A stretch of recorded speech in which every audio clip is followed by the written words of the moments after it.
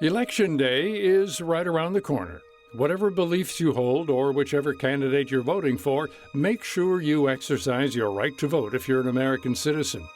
This can mean dropping off a mail-in ballot or showing up at a polling location. If it's relatively easy for you to do either of these things, you're already ahead of the millions of eligible people who want to vote but face several barriers in doing so. Many in this group are minorities, including African Americans, Latinos, and Native Americans. Today, there are more than 5.2 million Native Americans and Alaskan Natives living in the U.S. Yet, each election cycle, voter turnout amongst this population is the lowest of any in the country. So, what factors feed into this problem? One big aspect is a lack of post offices on reservations. You or I, most of us who are probably listening to this, have very easy access to mail. If I want to get my mail, all I have to do is open my door, take about 2 steps, and go to my mailbox. That's Dr. Jean Reith-Schrodel, a professor emerita of political science at Claremont Graduate University and author of Voting in Indian Country: The View from the Trenches. While voting by mail may be a straightforward process for most, Schrodel points out that on reservations and in some rural areas, there is no residential mail delivery. And so the only way you can get or send mail is by going to a post office, which are few and far in between. The Navajo Nation, it's larger than the state of West Virginia, the reservation, its territory. The Navajo Nation has only 40 places on the entire reservation where someone could either post a letter or get mail. Only 40. And a chunk of those are those limited postal provider offices. On the other hand, West Virginia has 725 post offices. And this distance matters. Many Native people living on reservations fall under the poverty line and don't have access to reliable transportation. And even if they manage to receive it, fill it out, and get their ballot in the mail, delayed shipping times can lead to it potentially not being counted. So why are there so few postal hubs in Indian country? Most of the post offices in the country were established in the latter part of the 19th century, early 20th century. And so the patterns and the prejudices of that period have become reified. And it's not that people are consciously racist necessarily right now, but it's set in place. I mean, I think that's when we're having these conversations right now about structural racism, institutional. This is an example, in my view, of that. And this systemic bias against Native Americans starts at the beginning. Go back to the 1500s and 1600s, when Europeans started trickling into what is now the United States. They encountered 600 different native nations that had lived there for thousands of years. But instead of recognizing them as nations, these settlers saw each as tribes or savages. Fast forward to the late 1820s and early 1830s, and this discrimination continued. The Supreme Court took the issue up as to what is the relationship with the indigenous peoples of what is now the United States. And Chief Justice Marshall labeled them domestic dependent nations and said their relationship to the U.S. government was akin to a ward to the guardian. So they were sort of nations, but not fully nations, and they were viewed as inferior. After World War I, the U.S. made some progress and passed the Indian Citizenship Act of 1924 that granted citizenship to all Native Americans and Alaskan Natives born within U.S. borders. But while Native people were recognized by the federal government as citizens, individual states still governed over elections and made the process difficult. States passed laws that disenfranchised Native Americans, and some of those laws were akin to the laws that were passed in the South to disenfranchise African Americans, literacy tests, and so on, but others were unique to Native populations. So there were a series of state laws that were called termination laws, that a person who wanted to be able to vote had to terminate all relations with the tribe, and that would include family members. And that individual would have to go before a judge to prove that he or she was just like white folks. And that was up to the discretion of the judge. And this voter discrimination is still happening today through various routes. Schrodel highlights that some of the worst voting abuses have gone unchecked because they happen in extremely rural communities. These areas get little media coverage, and the distance between each reservation makes it all the more difficult. For example, back in 2018, 3 weeks before the general election, the Supreme Court allowed North Dakota to enforce a voter ID law that mandated voters must have a government-issued ID with a residential street address, despite this being impossible for many Native Americans. That law would have disenfranchised roughly 5,000 people who lived on reservations in North Dakota because the state knew full well that the roads were not addresses. Many roads did not have names. The ones that did not have the numbers associated with where people's homes were. In response, youth mobilized on social media, and people from all different walks of life and ages rallied together to create addresses and new tribal IDs for this population.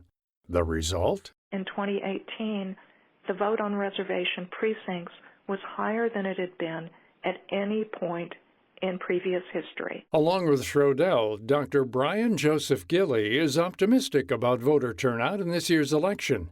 Gilley is a professor of anthropology at Indiana University Bloomington and has spent several years studying the history and evolution of Native American culture. Definitely people are more engaged than, say, my generation, the Gen Xers, and definitely more engaged than the boomers and their parents. But I think that engagement comes from just overall higher rates of education, higher rates of people having experiences outside of the community. They're still deciding to go back to their communities and support their communities, but they're having other experiences that maybe tell them that there are opportunities for activism, there are opportunities for change, whereas many other generations were just simply so beaten down by poverty, the lack of experiences outside the reservation, low jobs,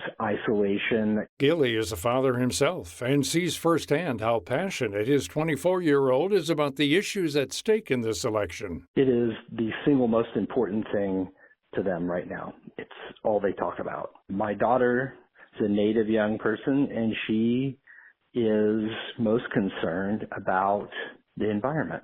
She sees the environment as the number one issue. She sees the environmental degradation in Native communities. And then the other issue, too, is economic development, jobs, high rates of incarceration, things that are shared among other underrepresented communities. But currently, there is little Native representation in the government.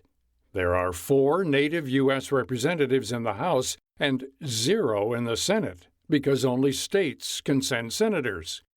Gilley argues that there needs to be more Natives in government who are familiar with the issues. The senator from South Dakota isn't necessarily representing Native people. There needs to be someone from the Lakota Nation in Congress.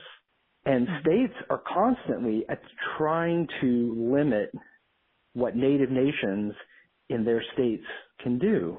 And very few people, politicians, it doesn't matter, academics even, don't really have a grasp on the complexity of this relationship, of these multi-leveled relationships that Native nations have with states and with the federal government. It's a complex subject, but change doesn't happen if only a select group takes part. Schrodel says there's a misconception that in order to help advocate for this population, that you need to be a lawyer, a politician, or an expert in some field. But that's not true. O.J. Siemens, whose life story is part of the book, has an 8th grade education. I mean, amazing individual who's been in the forefront of the grassroots efforts to vote, whether it's with Lumbee in North Carolina or up on Standing Rock in North Dakota or in Minnesota. They've just been doing a huge registration drive in North Dakota, registered over 8,000 Native people there for this current upcoming election. I mean, you don't have to have the traditional credentialing. I think sometimes we think about these individuals who make a difference as somehow they're up on a pedestal, different from the rest of us. But they're not. They're just willing to put in the effort. So get out and vote this election day if you haven't already.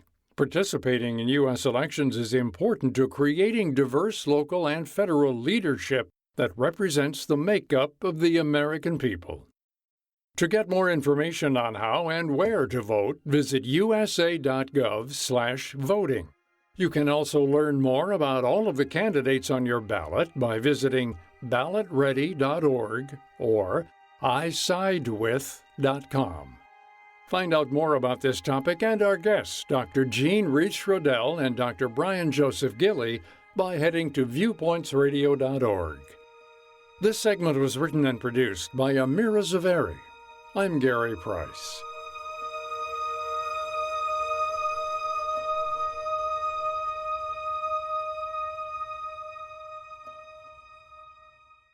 As many as 89% of hospitalized COVID-19 patients are at risk of a complication called cytokine storm, a leading cause of COVID death. But there's good news. Hospitals across the U.S. are enrolling patients in a trial evaluating lemzilumab, a treatment candidate designed specifically to stop this storm, even with only 1 day of treatment. Dr. Cameron Durant, CEO of Humanigen, the company developing lemzilumab. Having a therapeutic that can significantly reduce the time to recovery from COVID-19 and send patients home earlier could dramatically impact the arc of this pandemic. Participating in the study means access to a potential treatment option in addition to standard of care therapies. Trial participant Mark Baranski shares his experience. I don't know if I received lemzilumab or not, but I viewed the trial as doing everything I could for my recovery while contributing to the fight against COVID-19. I certainly encourage others to do the same. To learn more and find this trial near you, visit StopStorm.com. That's StopStorm.com.